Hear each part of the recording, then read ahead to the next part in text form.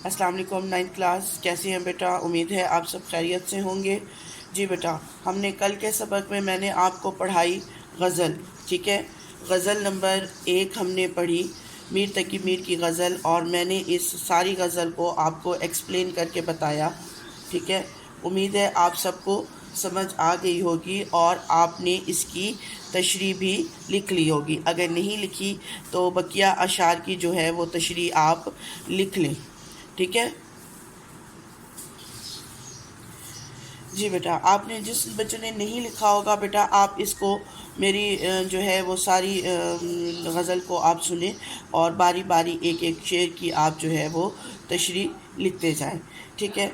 इस तशरीह लिखने के बाद बेटा आज हम करेंगे इसकी मश्क, ठीक है।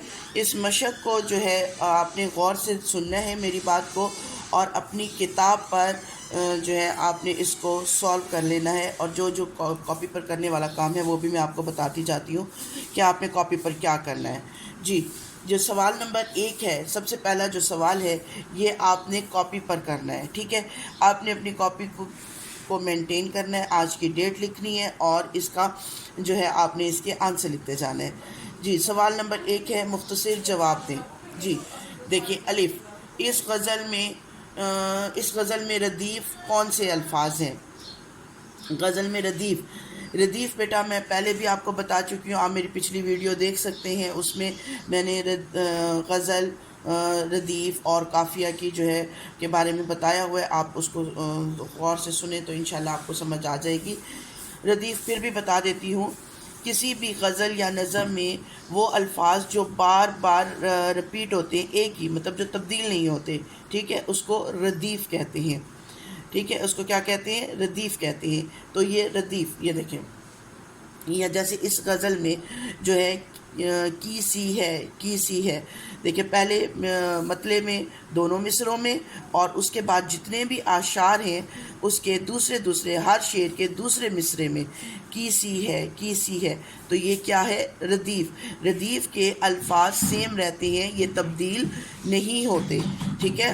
काफ़िया जो है वो तब्दील होता रहता है, लेकिन रदीफ़ के अल्फाज सेम रहते हैं, ठीक है। इस गज़ल में रदीफ़ कौन के अल्फाज कौन से हैं?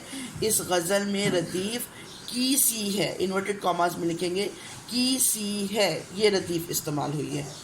बे, इस गज़ल में इस्तेमाल होने वाले कोई से 4 काफ़ियों की निशानदेही करें। काफ़िए, वही बात जो मैं पहले भी बता चुकी हूँ, फिर बता देती हूँ। किसी भी गज़ल या नज़म में वो अल्फाज जो सेम साउंड देते हैं, जो एक जैसे हम आवाज़ होते हैं, लेकिन उनका मायनी और उनके अल्फाज जो होते हैं वो मुख्तलिफ होते हैं। जैसे हबाब, शराब, गुलाब, ठीक है, ख्वाब, ये सब इसमें क्या हैं? काफ़ियाँ हैं। गज़ल के मतले में, मतला गज़ल का पहला शेर, उसके दोनों मिसरे हम काफ़िया और हम रदीफ़ होते हैं। ये देखें, हम काफ़िया भी हैं, हबाब, शराब, और हम रदीफ़ भी हैं, की सी है। और उसके अलावा बाकी जितने भी आशार हैं उनके दूसरे दूसरे मिसरे में जो है वो काफ़िया और रदीफ़ दोनों इस्तेमाल किए गए हैं, ठीक है। इसमें इस्तेमाल होने वाले मैंने सारे जो काफ़ी हैं वो लिख दिए हैं, आपने कोई से 4 नोट कर लेने हैं। हबाब, शराब, गुलाब, ख्वाब, इस्तराब, कबाब और शराब, ठीक है। दूसरे शेर में होंठों को किस से तशबीह दी गई है? दूसरे शेर में शायर ने अपने महबूब के होंठों को गुलाब की पंखड़ी से तशबीह दी है, ठीक है।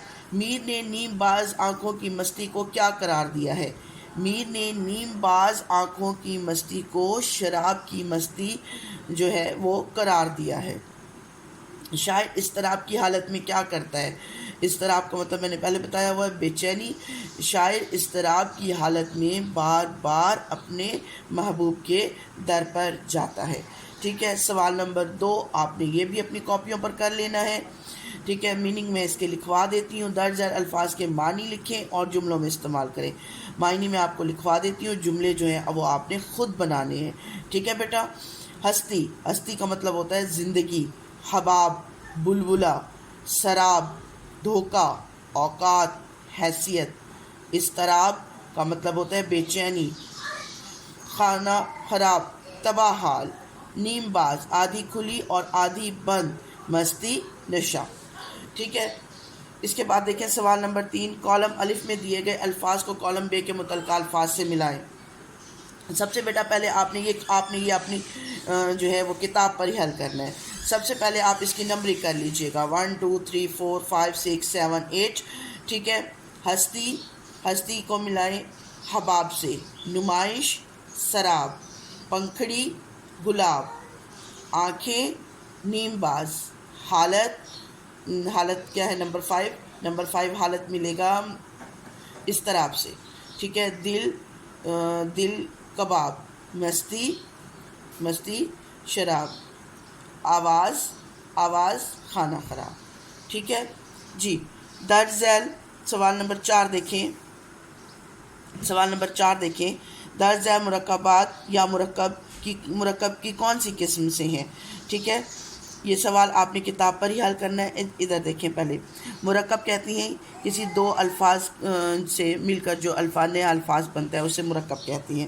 اس کی مختلف اقسام ہوتی ہیں، لیکن جو قسم جو کسی کا تعلق کسی چیز سے ظاہر کرے جس میں کا کی یا پہلے لفظ کے نیچے زیر آ جائے تو وہ مرکب اضافی کہلاتے ہیں. کیا کہلاتے ہیں؟ مرکب اضافی. جیسے چشم دل کی آنکھ. اس کے لب یعنی وہ تعلق ظاہر کر رہا ہے، اس کے لب کا کی کے یا زیر استعمال ہو تو وہ کیا ہوتے ہیں؟ مرکب اضافی. آتش غم کی آگ. اس کا دور. یہ تعلق ظاہر کر رہے ہیں تو یہ کیا ہے؟ مرکب اضافی ہے. جی بیٹا اب دیکھیں اگلا سوال دیکھیں. جو ہے یہ کتاب پر، یہ بھی آپ نے کتاب پر حل کر لینا ہے. سوال نمبر 5 پہلے دیکھ لیتے ہیں. سوال نمبر 5. اس غزل کے مقتلے اور مقطع کی نشاندہی کریں. مطلع غزل کا پہلا شعر جو طلوع سے نکلا ہے اس کو مطلع کہتے ہیں. اس کی پہچان یہ ہوتی ہے کہ اس کے دونوں مصرے ہم قافیہ اور ہم ردیف ہوتے ہیں. جیسے میں نے ابھی آپ کو یہ بتایا غزل کا پہلا شعر، اس کی شرط ہے، اس کو مطلع کہتے ہیں لیکن اس کی شرط ہے یہ دونوں ہم قافیہ اور ہم ردیف ہوں گے. دونوں مصرے، یہ پہلا مصرع یہ دوسرا مصرع، یہ ہم قافیہ اور ہم ردیف ہوں گے. ٹھیک ہے. حباب اور سراب یہ ہم قافیہ ہیں.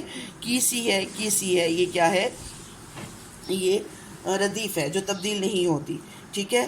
یہ غزل کا پہلا شعر مطلع کہلاتا ہے. مقطع غزل کا آخری شعر کیا کہلاتا ہے؟ مقطع کہلاتا ہے. غزل کا آخری شعر مقطع، لیکن اس کی بھی بیٹا شرط ہے. غزل کا آخری شعر مقطع قطع کرنے سے، ختم کرنے سے نکلا ہے، لیکن اس کی بھی شرط ہے اگر اس میں شاعر نے اپنا تخلص استعمال کیا ہے تو یہ مقطع کہلائے گا، ورنہ یہ غزل کا آخری شعر کہلائے گا، یہ مقطع نہیں کہلائے گا. دیکھیں جیسے اس میں شاعر نے استعمال کیا ہے اپنا جو ہے تخلص میر، اسی لیے یہ کیا ہے؟ غزل کا مقطع. ٹھیک ہے.